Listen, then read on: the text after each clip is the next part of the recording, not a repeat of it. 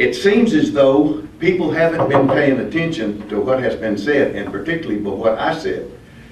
I think they're approaching this as though that my property is R1, and I'm asking you to deviate from what an R1 residential property would be and not allow me to build apartments of any nature. And I do not mean this to be a threat at all. I just pointed this out as a matter of fact, that the application that if I'm awarded the R3 zoning, the harmony with what I already have in place, and we've received nothing but comments from people about the aesthetics, about the conduct of the people that we have housed in those units, it would be nothing more than what we've had in the past. But if I did want to deviate and accelerate the amount of density that could be on these duplexes that I identified, you'd be talking about more parking, much more traffic, and I just don't intend to go there. I'm not going to build that type of apartment. But I do feel like these people are pointing out that they have rights to protect their property. I did not design that planning and zoning map. Someone before me did. And it is very clearly a part of the city records, and when I bought that property, I felt like I was totally entitled to the benefits and privileges that accompany the zoning that property currently had. And you certainly do. And with that, I will conclude my remarks. I do intend to build apartments at that location, and I do expect that the apartments I build will be a credit to the neighborhood that's there, and I will continue to have the kind of property that Talco will be proud of. Next, the council approved a contract between Universal Field Services Incorporated and the city. Universal Field Services will contact property owners or tenants, negotiate acquisition of affected property, provide relocation assistance, and review and explain all documents. These services are for upcoming 4th Street and West Willis Road projects. We've looked at 2 different companies that's pretty close by, Tulsa and they're in Tulsa, Santa Barbara and Universal. And Universal, we bring to you tonight. Fees were a lot of similarities to them, but Santa Barbara had a lot of questions unanswered as far as mileage, stuff like that. And we do need to have an appraisal done that's got to be certified through ODOT. I did get a list from ODOT, had about 10 names, and 2 of them in Tulsa instead of Oklahoma City. This is the reason why I'm bringing you this name for Universal Appraisal. You see that different fees for the acquisitions, appraisals, relocations,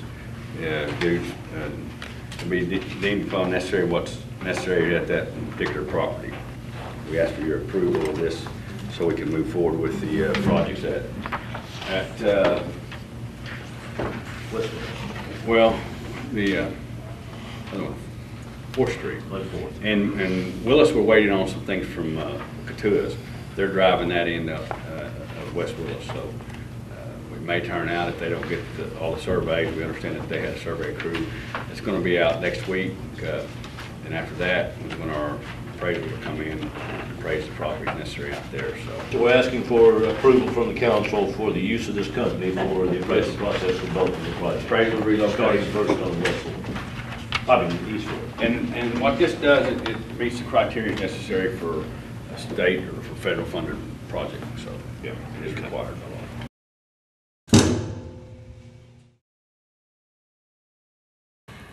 A claims agreement with Citywide Subrogation Incorporated, who specializes in government collections and adjustments, was up for renewal. The council approved to renew the agreement with Citywide for a 12-month term. Citywide files claims on behalf of the city to collect on damaged properties, for example, light poles, street signs, guardrails, and fire hydrants. The Tahlequah Historic Preservation Board asked the council to approve a sub-grant agreement.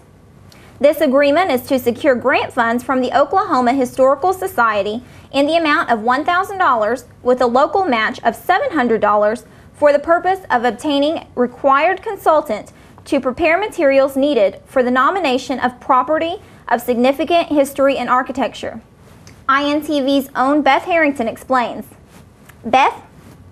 The property itself is at 530 Summit, is now owned by Gwen Grayson and her husband, Joe Grayson. And they have done a wonderful job in restoration of the property. That house was built in 1905 by the mission school, and it was a part of the mission complex for the education of the Cherokee children who came to the boarding school. After statehood, it went into private ownership, and the research that will be done with this grant will not only reflect the architectural details of the home, which are Queen Anne in structure, but also the historical significance to this community and the ongoing significance to this community of one family in particular who lived and owned that home. And that family was the Baggett family. Mrs. Pearl Baggett was of Cherokee origin. Her husband was not, but they were both teachers in the Cherokee Nation. And they had 4 daughters. Mr.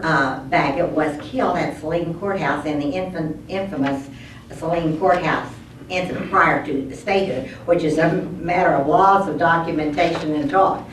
But Mrs. Baggett came as a widow, purchased that home, and educated her daughters here in Tahlequah. And the significance of the lives of those women is typical of the kinds of dedication that people in this community have shown toward future generations. Those women all became educators.